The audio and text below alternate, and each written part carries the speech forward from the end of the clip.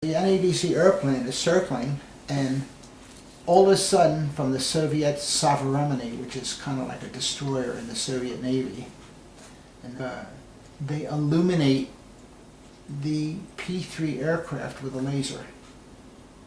Now, for 2, 3, 4, 5 years previous, there had been instances where bad guys were illuminating other aircraft with lasers and hitting the cockpit.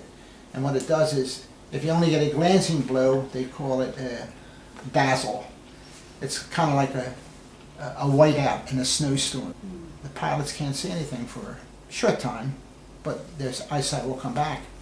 But if you hit them strong, then you could be in trouble. The guy could be blind and not be able to handle the aircraft. So sure enough, there was a camera system in the back of the aircraft that Harry Cooper had worked on. And some young sailor had a presence of mind to turn the camera system on and caught 7 pulses of a laser coming up at the American aircraft. He had proof positive. Ronald Reagan was president at the time.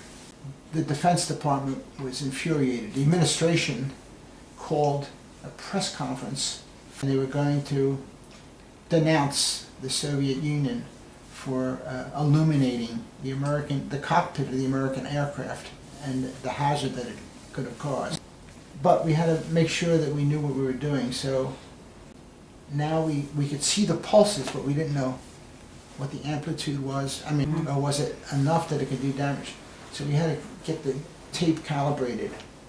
So Harry Cooper, he went to the Army and he got a red ruby laser, which is what the Soviet ship had used against us. And they put that into the Air Force truck on the farm in Buckingham and took the camera out of the aircraft and put it on the roof at NADC and shot into NADC. Except, before they shot it, they said, wait a minute, we can't do this. If somebody happens to be looking out the window or maybe up in the roof getting the smoke, they're going to get blinded. Or they could get blinded. So we suddenly had somebody smell gas in the building, and that whole side of the building had to be sent home for the afternoon. We could see that it was not a dangerous laser. We found that out on the afternoon before Ronald Reagan was due to have his news conference and castigate the world and the Soviet Union. And they called it off. They called the news conference off.